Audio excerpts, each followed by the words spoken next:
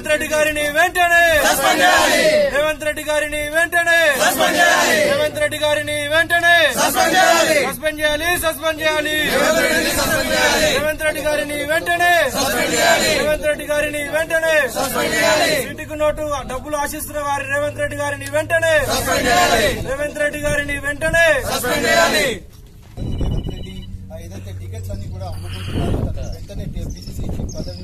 హైదరాబాద్ నడిబొడ్డున హైదరాబాద్ నగరంలోని బుద్ధ విగ్రహం దగ్గర బుద్ధుడంటేనే ఒక శాంతికి చిహ్నం.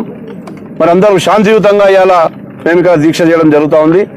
ఈ యొక్క దీక్ష మరి కంటిన్యూషన్గా జరుగుతుంది. మాకు న్యాయం జరిగే వరకు ఈ యొక్క రేవంత్ రెడ్డి గారు అకారణంగా మమ్మల్ని ఏ విధంగా సస్పెండ్ చేశారో వారిని కూడా సస్పెండ్ చేసే వరకు మా యొక్క ఈ పోరాటం జరుగుతుందని చెప్పేసి కూడా ఈ సందర్భంగా తెలియజేస్తా ఉన్నాం. మరి అలా నిజంగా ఒక కాంగ్రెస్ పార్టీ అంటే ఒక సిద్ధాంతమైన పార్టీ, 120 ఏళ్ల చరిత్ర గల పార్టీ. మరి ఒక వీడియో ప్లే అయిందని చెప్పేసి నియోజకవర్గం నాయకునిగా మొన్ననే నేను పార్టీలోకి రావడం జరిగింది. కాంగ్రెస్ పార్టీ అంటే అభిమానంతో నా ఇంటి పార్టీ. నేను గతంలో 1995 నుంచి 2013 వరకు నేను కాంగ్రెస్ పార్టీలో కొనసాగాను. ఆమ్ ఆద్మీ సిపాయి రాహుల్ గాంధీ ఆర్గనైజేషన్లో నేను రాష్ట్ర ఇన్ఛార్జిగా పనిచేయడం జరిగింది. మరి అలాంటి నాయకుడిని మరి 13, 14లో ఈ యొక్క తెలంగాణ అభిమానంతో తెలంగాణ రావాలనే ఒక ఆకాంక్షతోటి టీఆర్ఎస్ పార్టీలోకి పోయి అక్కడి నుంచి నేను ఎమ్మెల్యేగా పోటీ చేయడం జరిగింది.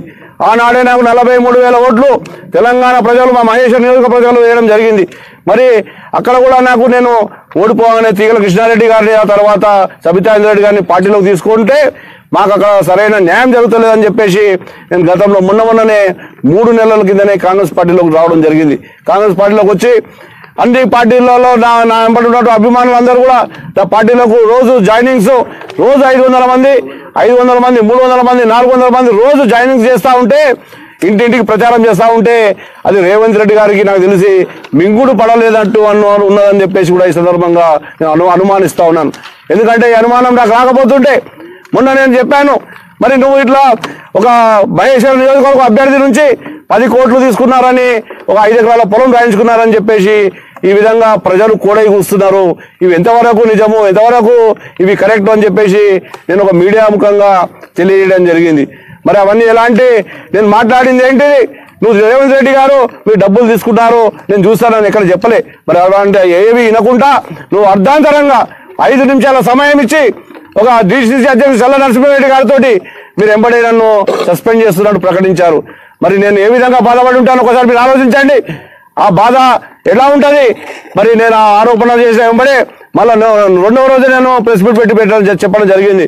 భాగ్యలక్ష్మి అమ్మవారి దగ్గర నీ పైన వచ్చినట్టు ఆరోపణలు నిజం కావంటే మీరు భాగ్యలక్ష్మి అమ్మవారి దగ్గరికి రండి, పోయి అక్కడ మీరు ప్రమాణం చేయండి, మీ యొక్క నిజాయితీని నిరూపించుకోండి రేవంత్ రెడ్డి గారు అని చెప్పేసి నేను ప్రెస్ ద్వారా అన్ని మీడియా ద్వారా తెలియజేశాను. 24 గంటల సమయం ఇచ్చాను, అయినా కూడా రాలేదు. అంటే మీరు తప్పు చేశారా చేయలేరా మీ ఆత్మ పరిశీలన చేసుకోండి అని చెప్పేసి సందర్భంగా తెలియజేస్తా ఉన్నాను. మీరు తప్పు చేసినట్టున్నారంటే ఇప్పుడు ఇలా నా డిమాండ్. నేను ఎలాంటి తప్పు మాట్లాడకుండా నన్ను సస్పెండ్ చేశారు. మీరు ఎక్కడైతే భాగ్యలక్ష్మి టెంపుల్ దగ్గరికి వచ్చి మీరు ప్రమాణం చేయలేరంటే మీరు 100% తప్పు చేసినట్టే కాబట్టి మిమ్మల్ని సస్పెండ్ చేయాలని చెప్పేసి నేను రాహుల్ గాంధీ గారిని, ఖర్గే గారిని, సోనియా గాంధీ గారిని మేము కోరుతా ఉన్నాం. కాంగ్రెస్ పార్టీలో ఎంతమంది సీనియర్ నాయకులు ఉన్నారు. ఇలా మెదక్లో మనం చూసాము, జిల్లా అధ్యక్షుడు రాజీనామా చేశారు. మరి మొన్ననే ఇక్కడ మేడ్చల్లో కూడా చూసాము, జిల్లా అధ్యక్షుడు రాజీనామా చేశారంటే జిల్లా అధ్యక్షులు ఉన్నటువంటి వాళ్ళను కూడా పార్టీని కాపాడుకుంటూ నడిపించే వాళ్ళందరూ కూడా ఇలా ఏ విధంగా అన్యాయం చేస్తున్నావు రేవంత్ రెడ్డి గారు. మరి అలా మీకు ప్రజలందరూ కూడా సమాయత్తమయ్యారు, కాంగ్రెస్ పార్టీ నాయకులందరూ కూడా సిద్ధమయ్యారు. 119 నియోజకవర్గాల్లో నీకు ఎదురు తిరిగే రోజులు దగ్గరైనాయి. ఇప్పుడు నాకు జరిగిన అన్యాయాన్ని నువ్వు మళ్ళా సరిదిద్దుకొని రాహుల్ గాంధీ గారి దగ్గర నేను వస్తా, సోనియా గాంధీ దగ్గరికి వస్తాను, అలా ముంగట పెట్టండి, వీడియో పెట్టండి, నేనేం మాట్లాడాను ఆ వీడియోలో నేను తప్పుంటే వాళ్ళ ముంగట నా ముక్కు నెలకు రాసి నేను అక్కడే వాళ్ళతో సస్పెండ్ ఆర్డర్ చేసుకొని జీవితం మొత్తంలో నేను ఏ రాజకీయంలో ఉండాలని చెప్పేసి కూడా ఈ సందర్భంగా నేను డిమాండ్ చేస్తా ఉన్నాను. నేను ఎలాంటి అన్యాయం చేయకుండా నన్ను అర్ధాంతంగా సస్పెండ్ చేసి నువ్వు ఇలా ఓ రాజా భోగాలు ఎగ్దామని చూస్తున్నావు. నేను ఈ న్యాయ పోరాటం చేస్తాను. కాంగ్రెస్ పార్టీలో నాకు కాంగ్రెస్ పార్టీ మీద ఎలాంటి ద్వేషం లేదు. కాంగ్రెస్ పార్టీ నా కుటుంబము. నేను 20 రేవంత్ రెడ్డి కన్నా నేను సీనియర్ని. నేను 1995 నుంచి 2013 వరకు ఒక జిల్లా 20 సూత్రాల కమిటీ మెంబర్గా కూడా పనిచేశాను నేను, అందులో డైరెక్టర్గా. సో కాంగ్రెస్ పార్టీ నమ్ముకొని నేను మళ్ళీ వస్తే ఇలా 3 నెలల లోపల ఎక్కడ ఎదుగుతాడో, ఎక్కడ నా మాట నేను ఊరుకోకి మాట ఇచ్చే కదా. ఇప్పుడు ఇన్ని విధాలుగా నేను ఒక 42,000 ఓట్లు నేను పోటీ చేసిన అభ్యర్థి, ఎమ్మెల్యేగా పోటీ చేసిన అభ్యర్థి, నాకు అనుభవం ఉన్న అభ్యర్థిని. నా కింద ఇప్పుడు మా నియోజకవర్గంలో ఉన్నటువంటి 6 మంది ఉన్నారు ఆస్పిరెంట్లు. ఎవరు కూడా ఎమ్మెల్యేగా పోటీ చేయలేరు. మరి నిజమైన సర్వే చేసి నిజమైన అభ్యర్థికి ఇస్తే ఈ ఇష్యూస్ అన్నీ ఉన్నాయి కదండి. మీరు డబ్బులు తీసుకున్నా అని చెప్పేసి ఇవన్నీ జరుగుతున్నాయి కాబట్టి మీ మీద ఈ 200% ఆరోపణలు వస్తున్నాయి. ఎదిగే నాయకుడు ఎవరున్నారు? కొత్త మనోహర్ రెడ్డి సీనియర్ ఉన్నాడు.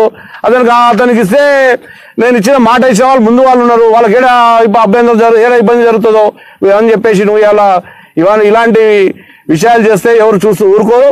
మాకు న్యాయం జరిగే వరకు కాంగ్రెస్ పార్టీ సీనియర్లు అందరూ కూడా కలుపుకొని ఎవరెవరికైతే అన్యాయం జరుగుతుందో రాష్ట్రం మొత్తము అన్ని నియోజకవర్గాల నుంచి వాళ్ళందరూ కలుపుకొని పెద్ద ఎత్తున న్యాయ పోరాటం చేస్తాము. ఈ పోరాటం ఇప్పట్లో ఆగే ప్రసక్తి లేదు అని చెప్పేసి కూడా ఈ సందర్భంగా తెలియజేస్తాను.